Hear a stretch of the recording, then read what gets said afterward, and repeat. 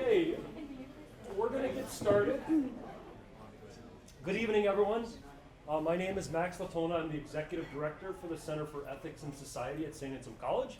It's my pleasure to welcome all of you here to our Ethics in Our World community discussion at XO Bistro. I'm just going to say a few words about the center and this series before I introduce our facilitators and discussion leaders today and our topic. So our center has been around for about 4 years at the college. Our mission is to help organizations and communities address important ethical issues that they face, and to do so through research and education, but also dialogue and collaboration.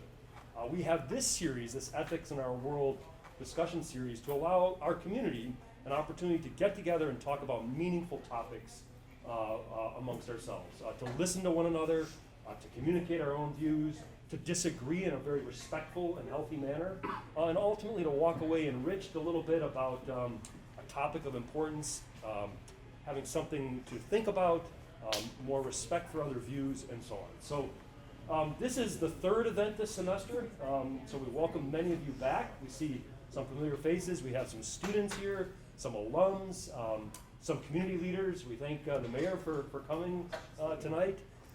And so we welcome you to come back again after this event. We're finding that the more that we get into the habit of this, the more enriching these discussions are. So before I introduce our facilitators, I do want to note that there is food being provided for you over on the table. Please help yourself. And you may order drinks at the counter. Okay, so it's my pleasure to introduce two very special people to the center and to the college. I'll start with Rashida Mohammed, the Victims Witness Advocate at the Police Department. She is also a member of the advisory board for the center and has been so for a couple of years now. We thank her very much for her support of the center and for helping with the discussion tonight. And then also Lieutenant Matt Barter with the Manchester Police Department. He's also the Chief of Staff there. Lieutenant Barter, you may not know, is a graduate of St. Anselm College, 2008. And he was a CJ major, criminal justice major, which is appropriate given his work. But he was also an award recipient at the college. He won a very distinguished award called the Father Bernard Holmes Award. It was given to only one exceptional student who was a junior rising to a senior. He got a full scholarship in his senior year. I was on that committee, and I can tell you, we looked at some fabulous students. And Matt impressed us the most and won that award. So congratulations for that. So without further ado, I'm going to turn it over to Rashida and Matt, and they'll speak for just about 10 minutes or so to get this conversation started, and then we're going to turn to you and get your voices and opinions about the issue. So the topic is the ethics of predictive policing. Thank you, Rashida and Matt. Awesome. Well, thank you, and thanks everyone for being here. I appreciate it. I've had the opportunity to have this discussion and sit on panels at kind of a national level with folks like the Policing Project at NYU and some others. Had some really meaningful discussions there, and so I'm really excited to have this discussion tonight locally with folks from our community here in Manchester to talk about this topic, because it does raise a lot of discussion nationally about the use of predictive policing. So it should be pretty good. So my plan is for a little bit, Rashida and I will kind of provide some definitions and some examples of what predictive policing is and how it's leveraged and used in the community, and then kind of bring up some questions around it and some of those ethical questions to have some discussion to hear what everyone has to think about it. So to start, I think it's important to just have some definitions. So I'm going to talk about predictive analytics first. And so predictive analytics is something that's used pretty widespread, and I'm going to use a pretty general definition. The definition I'm using is going to be pretty general, pretty broad, so there's a lot of different ways you can define these things, but I'll start with just what kind of how IBM defines predictive analytics. And they define it as a branch of advanced analytics that makes predictions about future outcomes using historical data, combined with statistical modeling, data mining techniques, and machine learning. And predictive analytics is used to find patterns in data and identify risks and opportunities. So that's predictive analytics generally across all kind of industry and space. Predictive policing specifically is using large data sets to predict and help prevent future crimes or criminal behavior so much. So it's kind of taking that same idea of using statistics and large data sets to predict and forecast crime. So some examples in the private sector, I think, to maybe help you relate a little bit to what predictive analytics is. I think the best example is Amazon. So when it says you might be interested in this product, when you add something to your shopping cart, they're using predictive analytics to say, hey, based on prior history of everyone else who's bought this one widget, this person might like to also buy this widget, and will help them buy more. So that's kind of one example to think about how they're using past data to predict future trends and convert another sale. Insurance policies use kind of risk scores. They take a lot of data about past incidents of insurance claims, and they decide how risky somebody is to insure, right? That's use of predictive analytics. And even in the automotive industry and with our fleets and manufacturing equipment, they use a lot of data on when machines break, when cars breaks, to help create a model so that preventative maintenance can be done before that item breaks. And then you obviously, then it doesn't break, and you continue whatever process, the car going, the machine continues working, whatever it might be. So that's how industry uses it. So now we'll kind of shift into the police world. So first, police data in general. There's a lot, I think, out there about what's involved in police data and the different kinds and what the police collect and don't collect. And so I'm going to break down how this is specific to Manchester, but also it's pretty similar across police departments. And there's some different categories of data that we collect. One is call for service data. And call for service data is when somebody from the public calls the police and requests the assistance of the police. We'll say their house was burglarized, or they got into an accident, right? They call the police requesting police service. There's also, as part of that call for service data, what we call officer-initiated or proactive activity. And that's when a police officer, will say, makes a traffic stop, right? They are initiating a call for service, which is the traffic stop. So they identified somebody driving recklessly, they stopped that car. That is a proactive call for service. Then we have incident level data. And an incident report is created when that call is significant enough that the officer actually needs to do some paperwork on it. And so that's most of what the police officers are doing is they're typing reports. Our detectives are writing reports, follow-up investigations, things like that. And they're filling out these incident reports that are collecting data. So to give you an idea, on an incident report at the Manchester Police Department, there's over 324 possible data fields that could be filled out. They're not all filled out in every report, but there's that many boxes that could get filled out depending what type of crime it is. There's about 40 or so that are used in pretty much every report. So think of things like date, time, address, weather, the people involved, those person's age, their demographic information, all those types of things. And then text data, narrative data, where they actually write the synopsis of what's going on, is also one of those fields. So that's incident level data. There's also accident data, which a car crash happens, officer writes a report on it. That's all data that's collected that we have access to. And then there's arrest data, which is a person gets arrested for an offense, they get brought to the Manchester Police Department, and we fill out the details of that arrest, who they are, where that arrest happened, was the person armed, what the charges were, those types of things. So those are kind of a few of the buckets that we collect generally and are pretty standard across police departments. So I'm going to switch into a little bit about some of the issues with some of the police data that come up that are, I think, are valuable to understand as we start this discussion. So there's an argument that police data can be inherently biased because of disproportionate contacts between the police and minority communities or certain parts of the community, right? Because the police are constantly, whether it's doing enforcement or whatever it might be, interacting with certain parts of the community, that's the information that's going into essentially our database, right? That's all that's going in. So there's some discussion there to be had. There's also kind of these problems with, we generate our own data based on what we do. That's those proactive calls. So where we stop cars, where we do pedestrian stops, calls like that, where we do proactive investigations. So that's police generated data that's then going into, that we're collecting, that's going into our database. That then can be used for some of these models we're talking about. So some of the issues that come up with that could be if we are targeting a certain neighborhood, right? and we generate a lot of police reports from that neighborhood, a lot of arrests from that neighborhood, that's what's going to fill up our database. So then anything we do with that data is obviously going to be reflective of just that data. So kind of an important thing to think about. But conversely, some of our data is the result of those calls from the public to the police. And so then, we're on that set of data, we're collecting just what the public is reporting to us, so just what the members of the community are reporting to us. So that's some of the kind of police data issues to consider. As part of that, I want to talk a little bit about feedback loops, because that's a important component when we talk about predictive policing. So feedback loops is that exactly what I was saying before about if we're targeting a certain part of the city or something like that, and so that's filling up our database, all those reports, and then we create a predictive model that sends us back to that same place in the community over and over and over again because of what we're doing. That's a feedback loop, right? And that's going to cause some bias in our data set and in that model. So those are really good things to understand.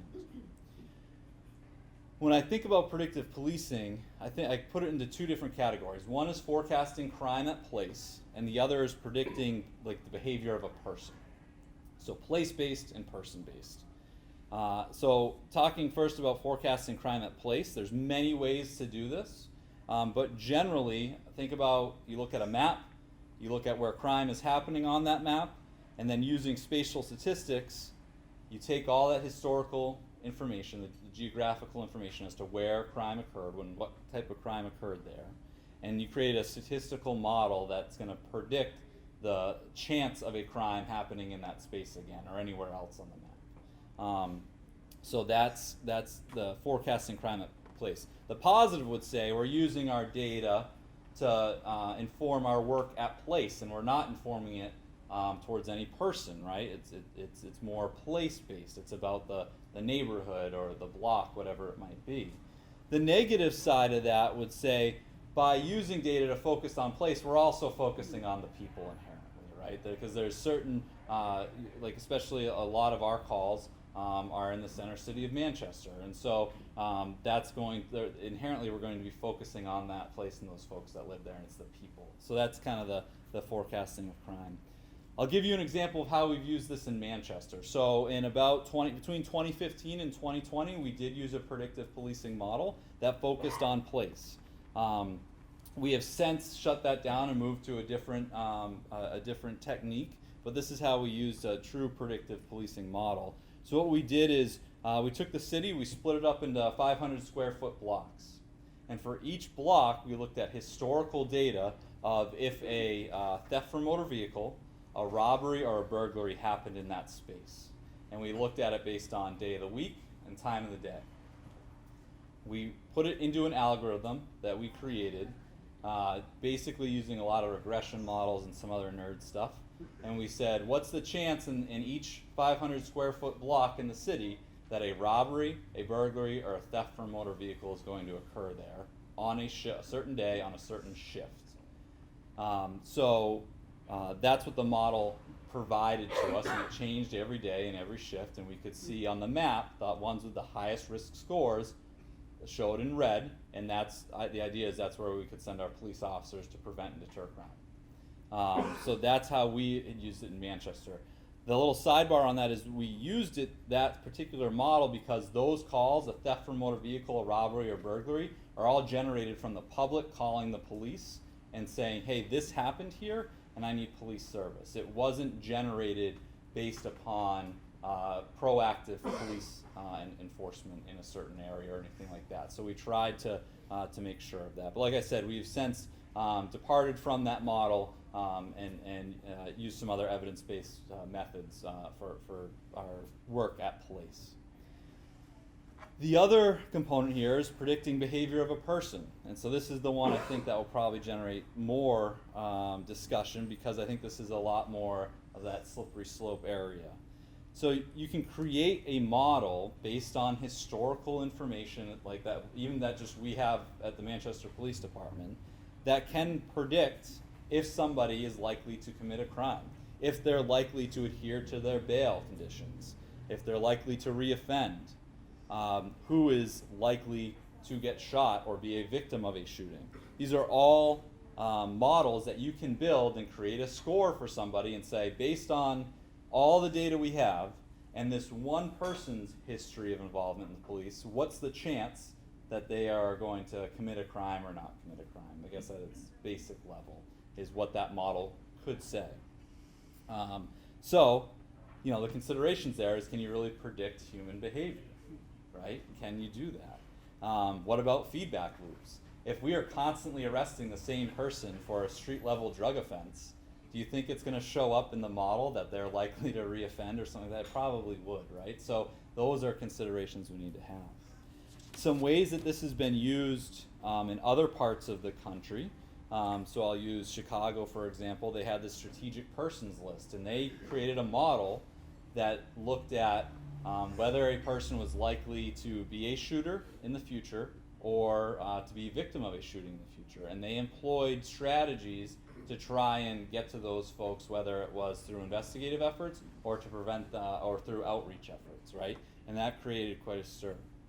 Another example of it, and this is where I'm going to have Rashida talk about a little bit, is using it to help assess victims.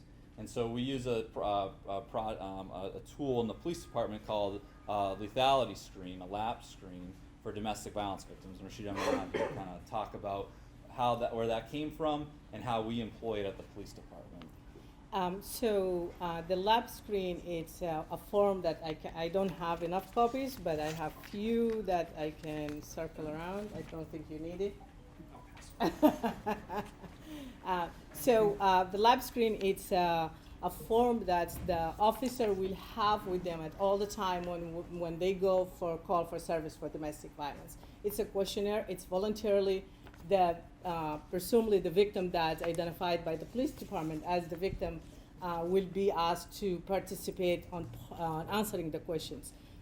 With the questions, there is the higher risk that's the victims when she answers yes to some of those questions, and the police will have to connect her with the crisis service advocate, because the crisis service advocates are 24/7 advocates, and also they have the confidentiality by the state. So the advocates from the crisis service, they will talk to her. She might, and I'm saying she because the statistics say that as 97% of the victims we have in the Manchester Police Department are female. So that doesn't mean we don't have males as victims. I worked with specifically 2 today.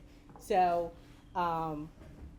they will connect the victim with the crisis service. And again, because the crisis service have the confidentiality, the victim may choose not to go criminally with the domestic case that she has, but she could work with the advocates from the crisis service to have safety plan to maybe obtain a civil restraining order that will protect her and take her to safe place and work with her toward the plan to have a better relationship and to stay away from that relationship.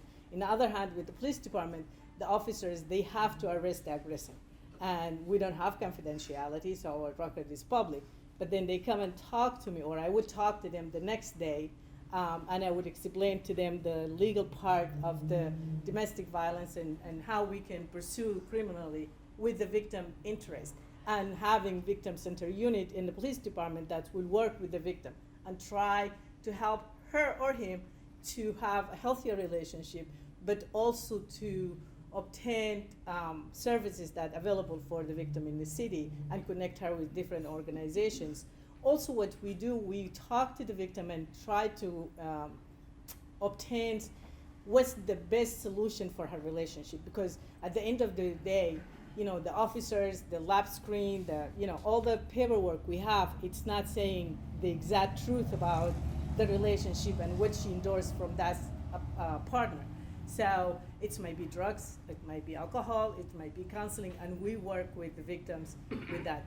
But this will show us the risk of the victims that she might be, killed, or how many times she's been abused by the same individual, or her self-esteem and attracting to different abusers when she engaged in a relationship.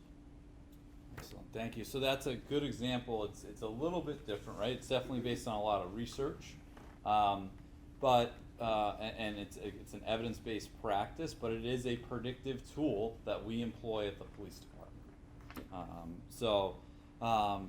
Two last things before we kind of open up and start having some discussion here. I think some last considerations is one, I think a big thing is what do police do with this information, right? That's a huge topic to think about, and how is it used? Is it used to target people? Is it used to help victims in the case of the lap screen?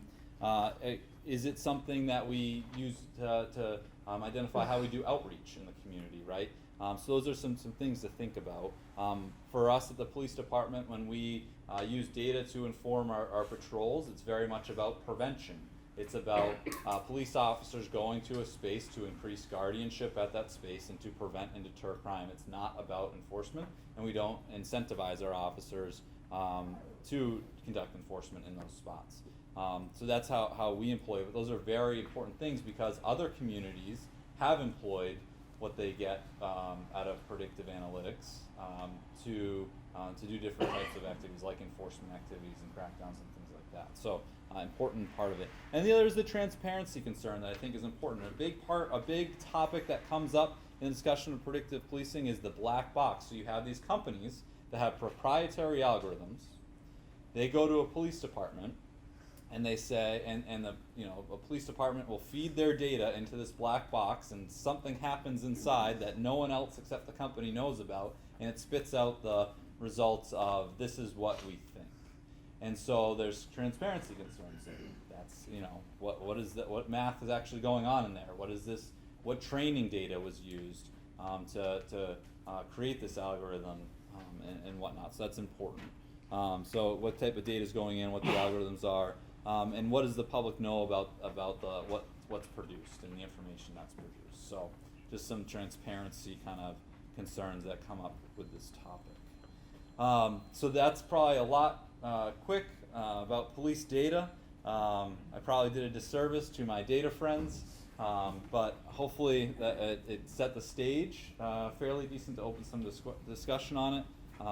I don't know if you have immediate questions you want to. No, I wanted to open it up. So thank you both for an interesting introduction. So let's open it up for discussion now. Any questions or comments?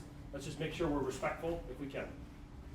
So why don't we start over here? Hi, my name is Claudette. I'm a graduate at St. A's. And a long time ago I took stats, but I don't remember much. But I was just curious. One, is there a statistical margin of error for these statistical outcomes? And two, what prompted the police department to change their approach after 2020? Absolutely. So would you like us to repeat the question? Okay, great. So excellent. Yeah. To your first question, generally with these algorithms, yes, you're looking for statistical significance, whether it's the p-value range of what's accepted in the community, whatever it might be. So yes, we're looking for actual statistical significance as the academics kind of say that it's statistically significant. So that's one that we would look for in any of these algorithms. Yeah. Generally, it's either there or it's not. So that's kind of what we're looking at. In our change after 2020 was when we looked at the data, we saw that the boxes that were most of the time like what we call hotspot areas where we wanted those patrols to go to were consistent over time and were historically the areas that we know that crime occurs in. And so it wasn't very enlightening to us what the information we were getting. Once in a while you would get something. The other thing is, honestly, that's a lot of data for our officers to look at every shift, every day, and you'd think it'd be easier than it is, but when a police officer with as busy as we are, it wasn't always happening. I guess the fidelity of the officer going to the right spot wasn't there. And so when we look at that and you assess it and you say, okay, we're not getting the accuracy that we need and we're spending some money on this, we're not getting that return on investment. Whereas we can use other more evidence-based models like hotspot policing, which is density mapping of where crimes occur over long periods of time, kind of these neighborhoods that have chronic issues, and we can infuse police into those spots to prevent and deter crime. We went to kind of that model instead. So. Yes. Bob? Just a question of clarification. I don't quite understand, if your model predicts something and you send police officers there to prevent crime, how can you tell whether the crime didn't happen because the police officer was there or because your model was busted in the beginning? No crime was going to happen there. Yeah, no, that's an accurate point. What we generally do, if we're doing it the right way, is we have counterfactuals. So we have areas that get the treatment, we have areas that are business as usual. And so then we're going to compare those areas. So whether it's a paired design that you do, or even just a quasi-experimental design, or a randomized controlled trial where you say these spots get treatment on these days, these spots do not. And we're going to compare our control group to our intervention group, and that's how we're going to see. Yeah. I think Jeff had his hand up. I'm just curious, the 1 year that you did the block by block predictive modeling, and then you decided not to do it. Why did you, what worked, what didn't work, what you learn, and what you go to?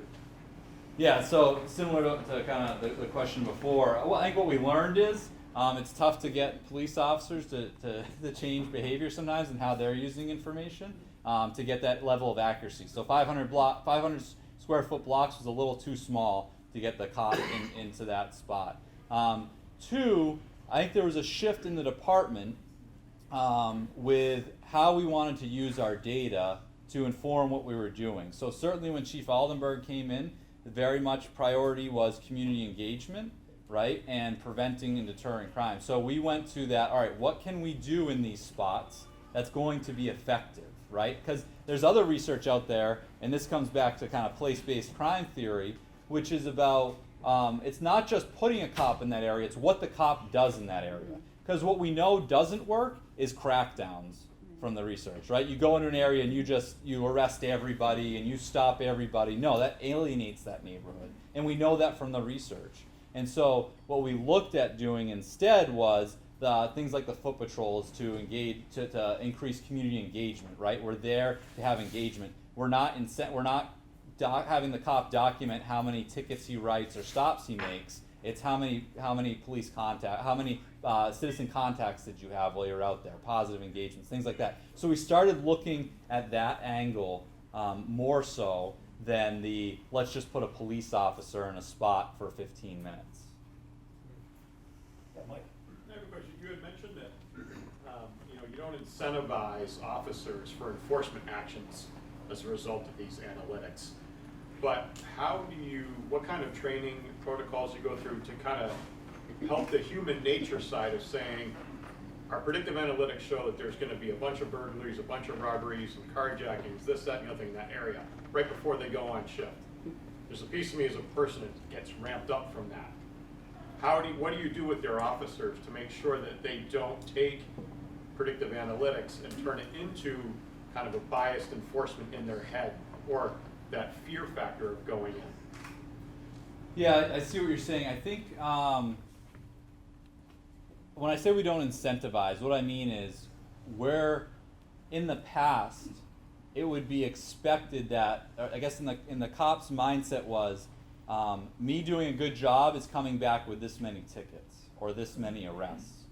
Where instead, this is still a challenge in policing generally, is changing that framework to know you were successful if no crime happened here because you were present and you added guardianship to the space. So we're still trying to make that change in mindset because, like, especially my young cops, they want to go out and catch bad guys. That's why they got on the job. They want to protect the community and they want to catch bad guys. And so when we're going around doing hotspot patrols, what I try to talk to the officers about is you are successful if there's nothing going on while you're here because you are doing your job.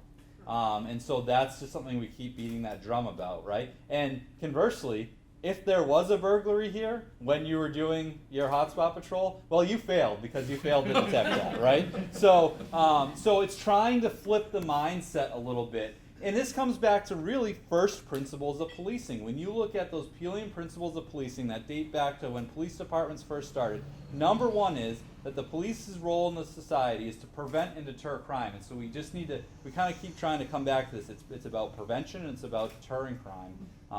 and it's about being those guardians of the community. So that's kind of the mindset that we're trying to kind of make that shift and try to make sure that that doesn't, that they don't get ramped up, right? To say, oh, I'm going to go out here and I know something's going to happen here. I'll be honest too, a lot of cops and people in general, I think that some of this is hocus pocus. So there's a little bit of that too. Thank you. Yes. Yeah, so I'm curious, when you switched from the predictive policing model to the current model, is there any data that shows a drop in reported crime, or, I'm just wondering, what's the difference now in crime levels that we've switched to a totally different system? Yeah, so this is a difficult one, right? Because we've had some stuff happen in between. We had a pandemic with some very different, we kind of almost have to throw 2020 data set out because it's just, it's very messy with a lot of confounding variables going on there. But what we are seeing, and we're being better too at how we're measuring crime in those spaces. So before, because we didn't have accuracy and fidelity to those hotspot patrols, really difficult to tell what the impact was in general. Really kind of tough to say. With our new model, what we can say is across the hotspot areas that we look at in those chronic neighborhoods, we are seeing impacts on gun crime overall. We're seeing some impact on property crime, but we're not really seeing impact on violent crime overall. And these are different ways that we categorize crime.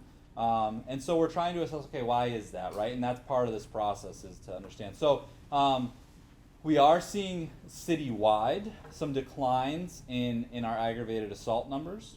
We're seeing some declines in some of our property crime numbers. In our burglary numbers, for example, we're seeing declines. We're seeing declines in robbery.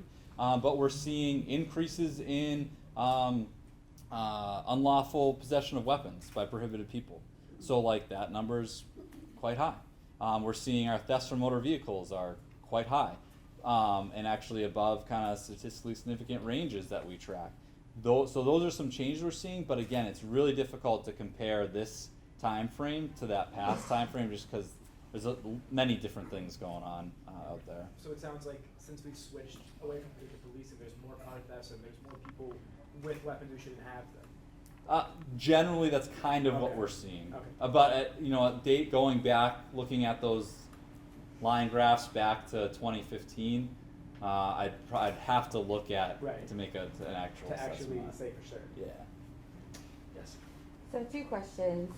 Hi. Hi. Hey. So one is, how much does this cost? Yeah, so predictive policing software especially it can be quite expensive. I mean, you look at, and we don't use it, but Palantir is tens of thousands of dollars. Other IBM programs, it depends on how many licenses you buy. It could be $10,000, right? And that was part of our decision before. We were using an IBM model program to develop our algorithm, and it was in the $5,000 range per year. And so we decided it's not worth it, right? What we use now to do our mapping is ArcGIS, which is a pretty common GIS platform out there that the city has.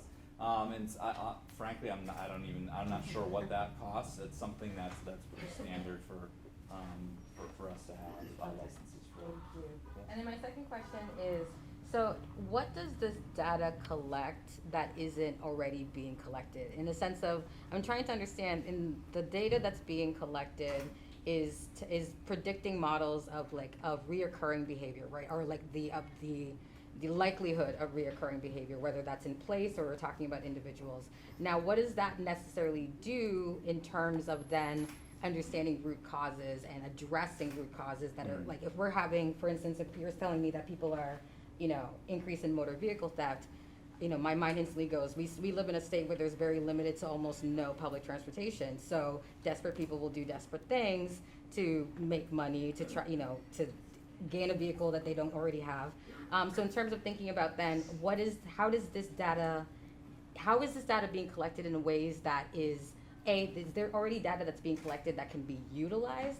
And if so, then what is this new way of data collecting really going to do to actually, like you were saying, prevent and deter crime, other than to put more police into some neighborhoods, right? Because I live in a neighborhood where I rarely see our police officers. So putting more and more police into neighborhoods without necessarily addressing what is the sort of the root problems that are causing these crimes to happen.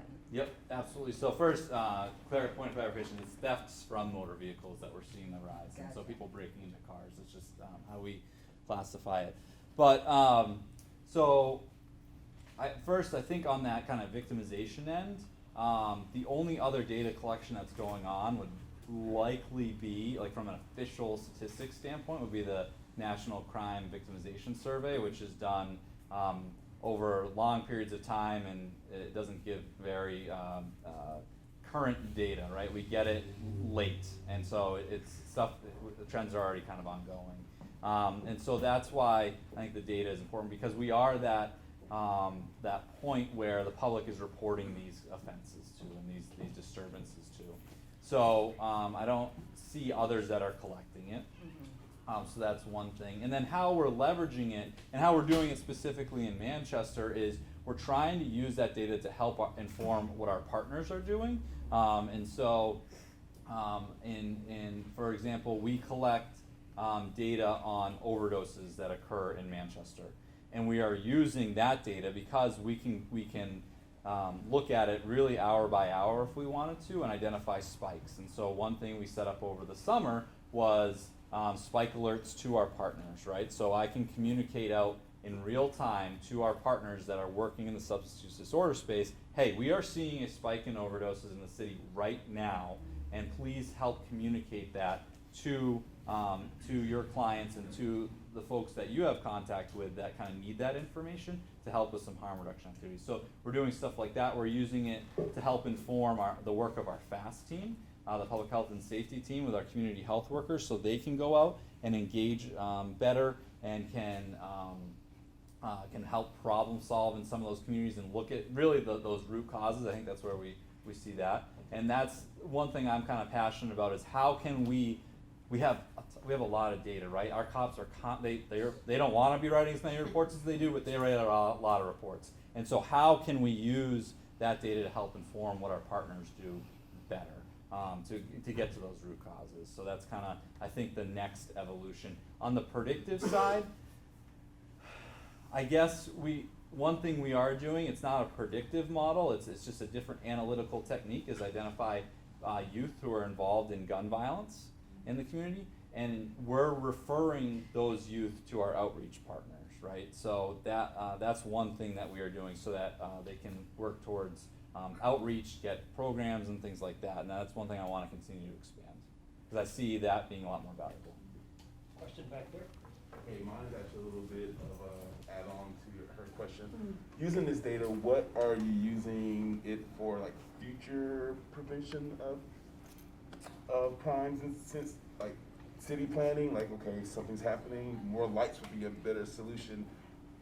This is an idea, let's put in more lights, stuff like that. Also, the second one, what are you using this data to also retrain your officers in a sense to better predict what's going on with the public, or is it just to dictate how they operate?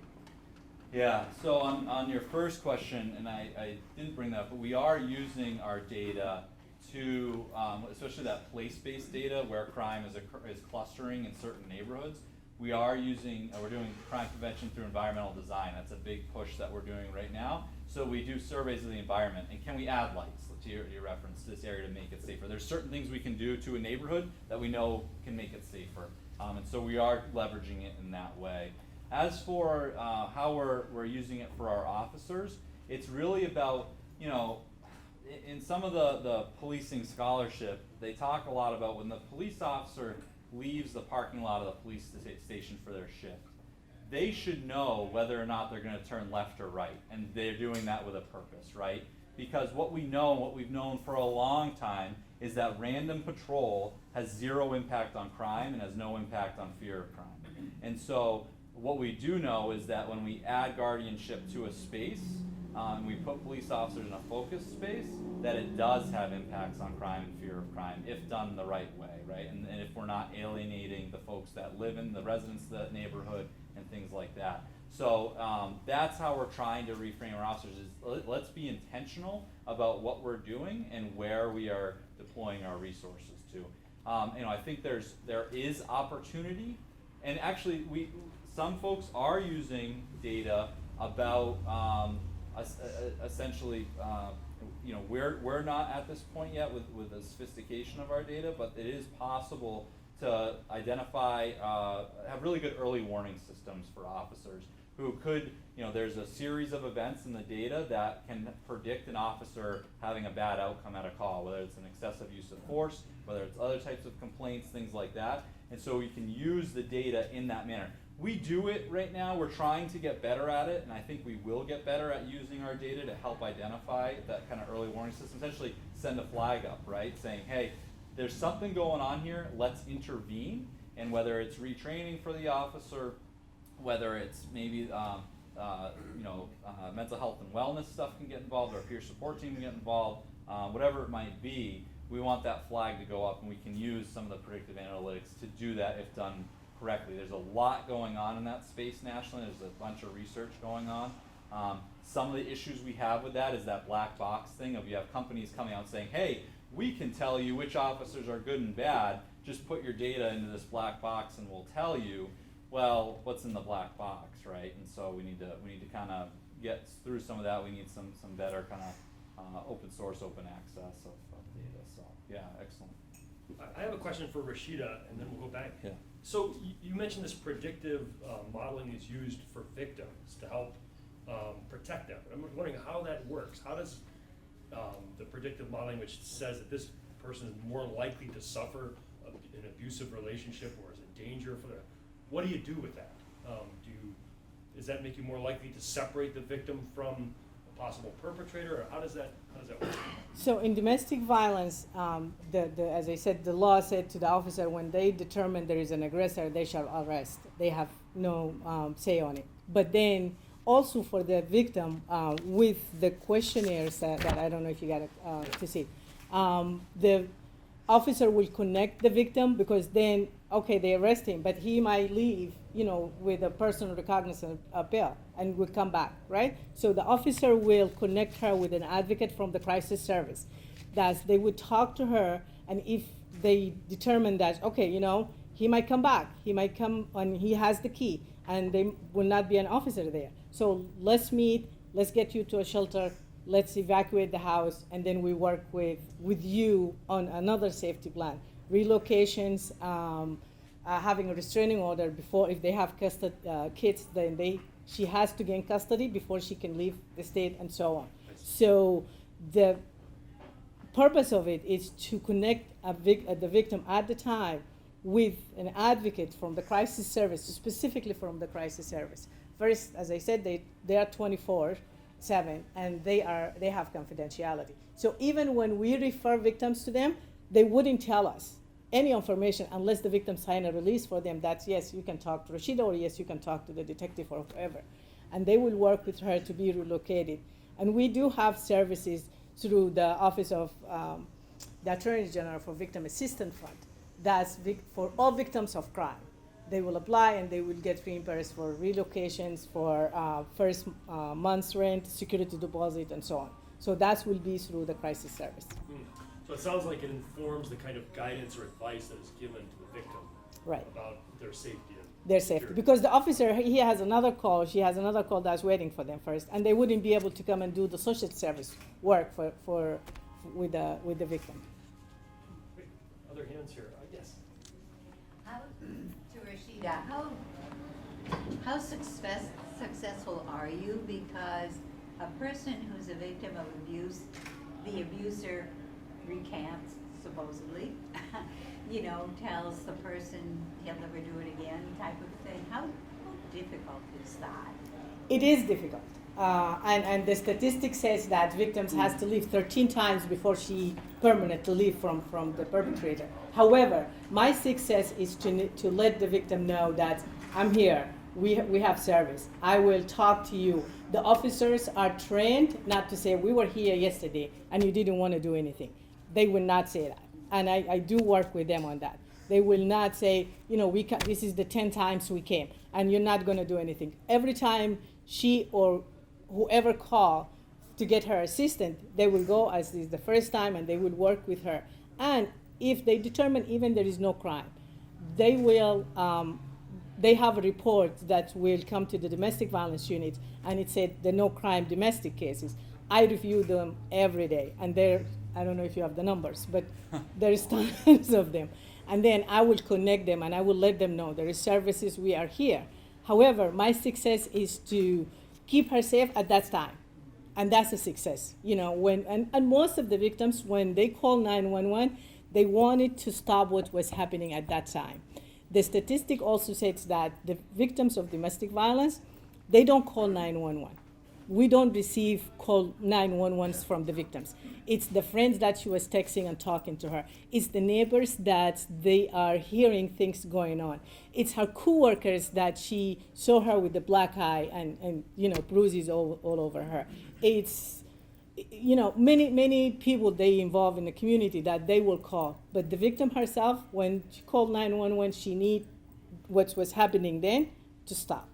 And that's when I call, and I will say, we're here, there is service, there is no limitation of you calling 911. You can call us anytime, and we will come again and again and again. Yes. So I have a couple more questions.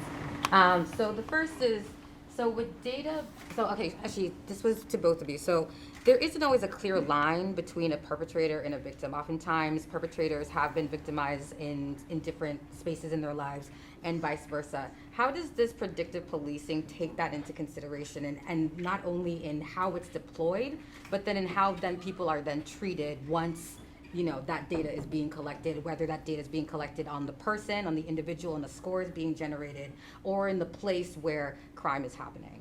So I will just, we can't change the past of any of us, right? But we can move forward and change the future. We have Katie here. We have the ACER program, the Child Adverse, the Adverse Child Experience Response Team. So when the officers go to a call, there were children involved. They have to take their names, and then we have an advocate that works with Manchester Police. She's stationed at the police department. She worked with the community health center, and we have an advocate from the YWCA. They call the parents and say, we don't care about what happened between you and the father of the kids. We care about those children, and we have services for them. We partner with many different organizations to get them help free. It's just we need your permission, and it's confidential. The minute you sign, the minute you agree, the advocate from the community health center, they send the report, and we're done. Those kids, they get help. Why? Because the research and the study said that kids who are growing up in a family that seeing abuse and seeing the police in and out, they either will be the defendant or they will be the victims. And we try to prevent that. So we are moving forward because we cannot go backward, right? So this is part of the prevention. The other thing, as I said earlier, we have what we call it the conditional no pros cases with the court.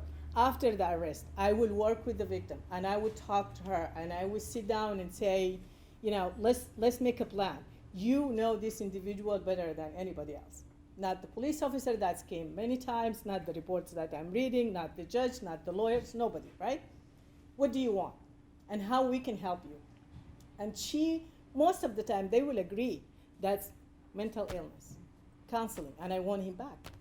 Okay, I write my recommendation, met with the victim, and this is her statement, this is what she wants, and we work her on that. Drugs and alcohol, we refer them to LIDAC. And they can do only the evaluation. We can't force them to do it, but we can say, okay, we need the judge order to say you need to go and do evaluation of mental health, of drugs and alcohol, of anger, domestic intervention, and the recommendation, whatever those recommendations are, you have to follow them. Does that then apply if the person is being picked up as a perpetrator of a crime, right? Like in the evaluation or whatever the process is of picking someone up for, you know, committing a crime and then finding out perhaps they committed that crime because of the reality of victimization, whether that is a domestic violence issue or they are under, you know, whatever. I think we can imagine some of the scenarios where people do bad things because they are in relationships with people or they're part of a group or whatever it is. So is there a way that then the the data or the process then sort of combines those two things, right? What if you start not with someone who has been victimized and you're responding to that victimization directly, but they have perpetrated a crime and you have discovered in that process that they are in fact also a victim of a crime. So then how do those two processes sort of work So, together? Yeah, so we don't use any type of offender-based model, and so not having experience with it a ton, I can't speak to the exact details. There's a few things going on. One is, in a lot of these offender-based models, it's really about the algorithm. And so what is the algorithm taking into account to make that predictor, right, of future criminality, whatever it might be. The second is, what are the police doing with that Just information? Are we some of targeting that. someone or whatever it might be? You know? And then, what happens from there? So that's part of the conversation. We don't do that, so I can't speak to it a ton. We don't have any type of model like that. What I can say though is what we're doing with our analysis around youth gun violence though is we're looking at, I don't care if this person was the offender, the victim, a witness, or somehow other involved, some way other involved in this case. Did they have involvement in gun violence? And then what the approach we're taking now with Project Connect and my turn is we're saying, okay, here are the folks that have a lot of these involvements. I don't care what they were. They need some resources. And what can you do on an outreach side? What can you do if something does spur up in the community to intervene from an outreach standpoint as opposed to from a police standpoint? So that's one way we're trying to do that. But I think a lot of it comes down to, and that's a lot of the controversy around predictive policing is, what is the algorithm? What information is feeding it that made the algorithm is what it is today? And we need to understand what that is to be able to make these kind of have this understanding about it. Yeah, absolutely. Sorry, I just had two more questions. Can I just be really You know what, we got a couple other people will come back to you. That sounds Yeah. good. Okay, over here and then Loretta. So two questions. One, you talked about using counterfactuals. So some hotspots you wouldn't send more police into, and another one you would, to be able to evaluate the different effects. On those counterfactuals, are you expanding, or is there a plan to expand to use not only nothing going into that hotspot, but maybe one of the other community partners going in to provide a different intervention from policing in order to get a broader sense of data?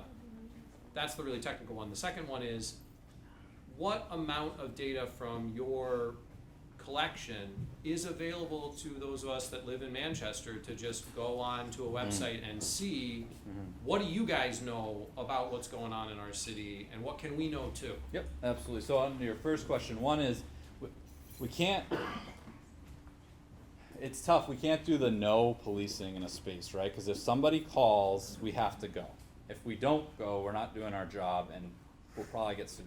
So we can't do the no. But right in March of 2020, we did develop a randomized controlled trial that we were going to do different interventions, where one space was going to get just community policing, another was going to have just hotspot deterrence type policing, another was going to get DPW, more like environmental, it's going to be DPW driven. Well, then COVID happened and everything went out the window, so we weren't able to do that. But what we are doing now is, with our intervention areas, we are employing the FAST team to look at environmental things and doing the SEPTED things, and then comparing it to just what we call business as usual. So we're not giving any direction, it's just business as usual for the police officer, so we go if we call. So that's one thing we are doing. It's all about like how we would set up whatever design we want to use. When it comes to open access to police data, that's something that, that's a policy decision at the top levels as to what we're going to provide. There is crimemapping.com, which does give aggregate level information in the sense of it's to the block level, it's not to an address level for obvious reasons. So that is one that is available. We do have a grant to try to make our data more publicly accessible through it's through a NIBRS grant, which is our reporting. We have to report to the federal government. It's taking that data to make more publicly accessible data. In the country, there is more going on with open access to police data, where those data sets are put on. There's concerns there. We know we got to protect victims. We got to make sure that people can't, be victimized from those data sets and things like that. But it's kind of at those policy levels, and it's what our system can do and exporting it and making sure there's security in there as we post it. So those are kind of evolution type things, I think, for the Manchester Police Department as to where we get and what policy decisions get made for that. Loretta. Thank you. Hi. Loretta Brady, faculty member at St. Mary's. I think we've had a chance Yes. to interact a few times. A lot of the questions that have been asked so far around resource allocation and decision making and the, with the dashboard of information that you can access. When we see education have that type of information available and, various tensions around funding, the call for education is then to do more with less, right? So if you have that power, in the hands of information, then it should cost us less to do the work at hand. And yet our police budget doesn't reflect that, right? It grows even though we do see reduction in crime overall between various decade snapshots. So help us understand that, right? So let's say that we support the type of surveillance work that happens as a result of this data and predictive power. How does that translate into those sort of resource benefit areas? Because the call to defund police is really about sort of have law enforcement do big sales the way educators do, right? As one sort of example in parallel. So help us understand sort of what is in it for the community and how can we not only use the predictive power for in-the-moment resource allocation, which you've described really well, but for really community planning allocation and those longer-term investments that some will argue the police budgets and the law enforcement growth interferes with. Yeah, so on the budget side and kind of what that return on investment is, it is a difficult one in, I think, public sector in general, or in policing in general, right? Because putting a return on investment on reduction in crime is tough to put a dollar amount on. There's calculators out there you can use, but I don't think they're community specific. When it comes to what it promises, right? What we'll say the predictive policing company comes in and says, we want you to buy this and spend a lot of money on it, right? And the promise is you're going to be more effective and more efficient in your policing service and crime is going to go down, right? So the idea is, okay, maybe they need less police officers then because they have all this data and they can do a lot more with less. I think that's what you're getting at, right? So that's what it comes down to. I don't know kind of what that answers and what the return is. I think we generally see these things happen in spurts and we have natural crime fluctuations up and down. And so you see responses to crime as such.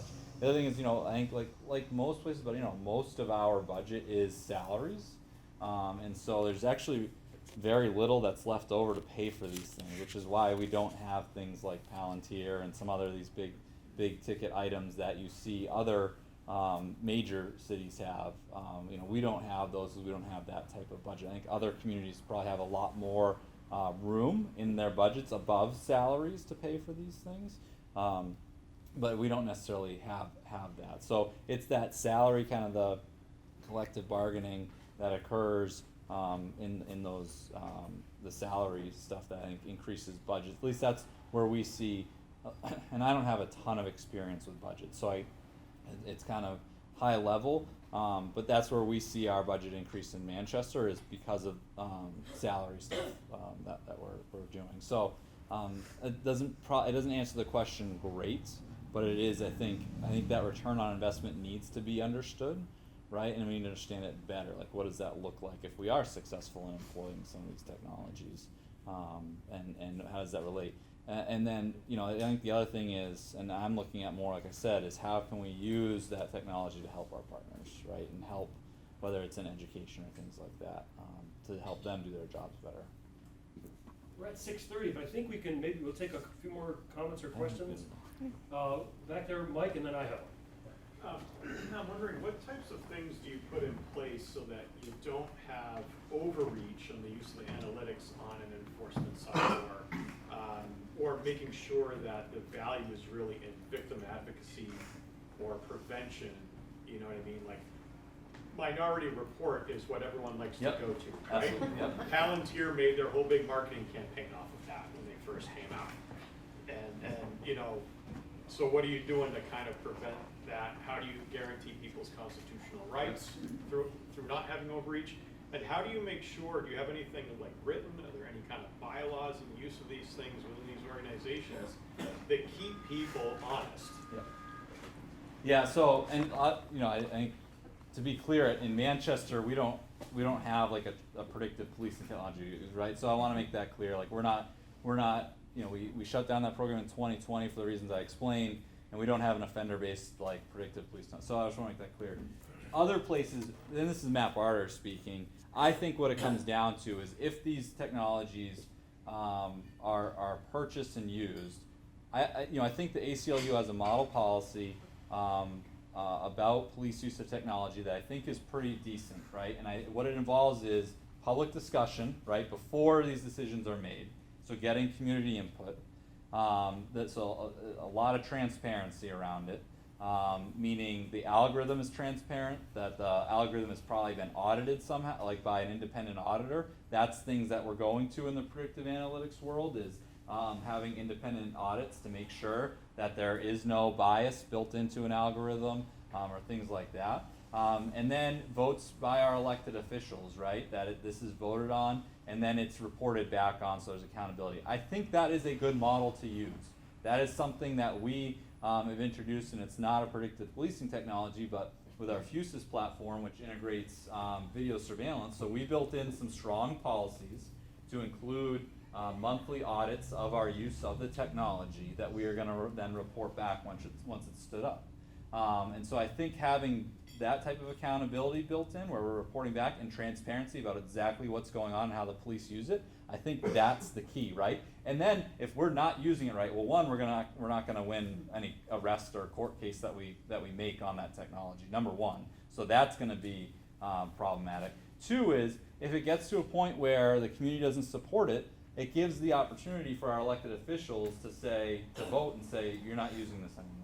And so I think that's a really, we have to really take that into account. And right, I might not like it because it might be some whiz-bang technology that I love, right? It makes my job super easy.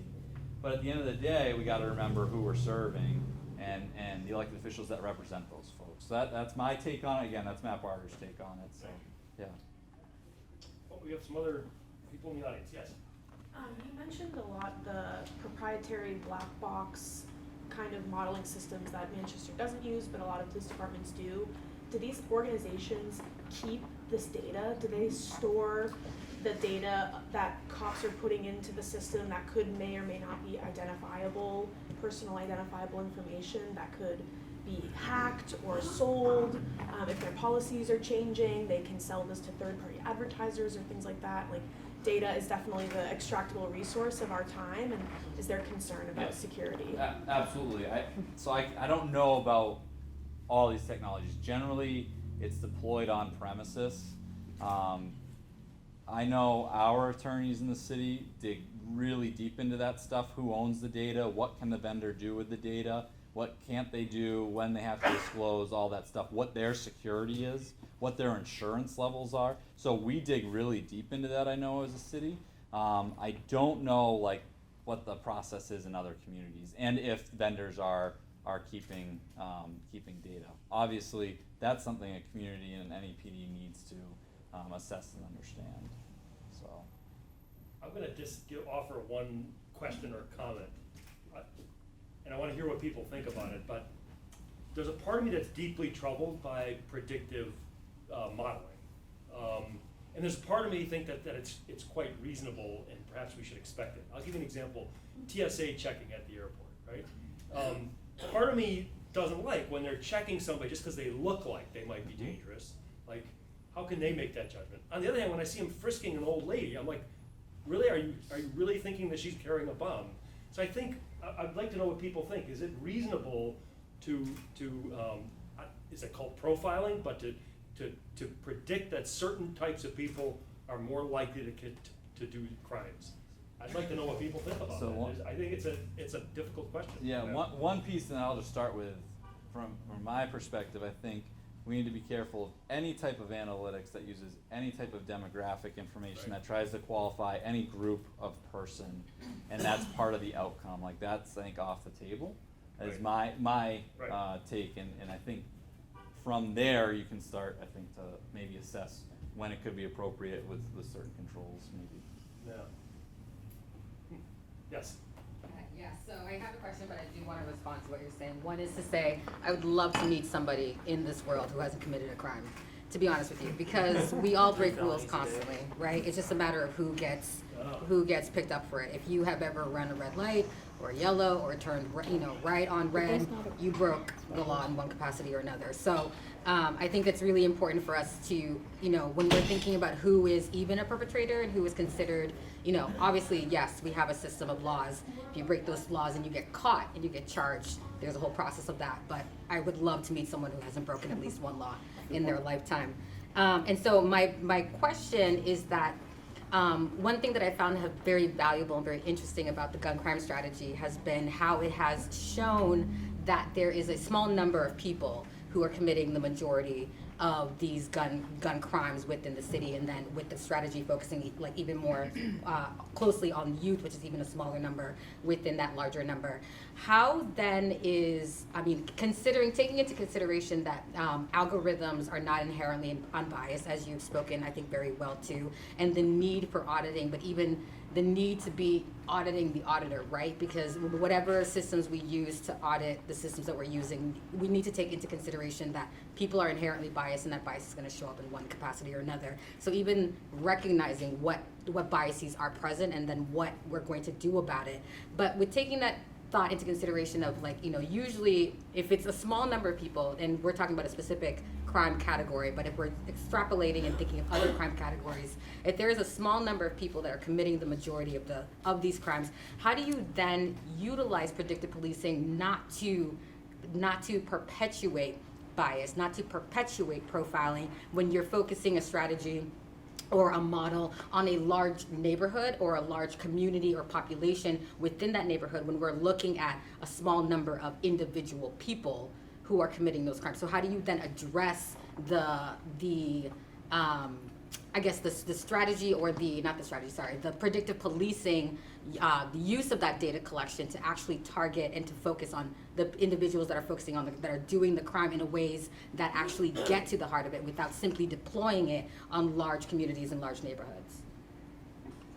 Yeah, so I think one thing is it is important to be specific in kind of the strategy, right? We want to focus on what we're doing. So I think that's one is, deploying it across broad populations where we may not see that. It's tough because I know the hotspots policing, we know that policing doesn't have impact across broad areas. It needs to be focused to have impact.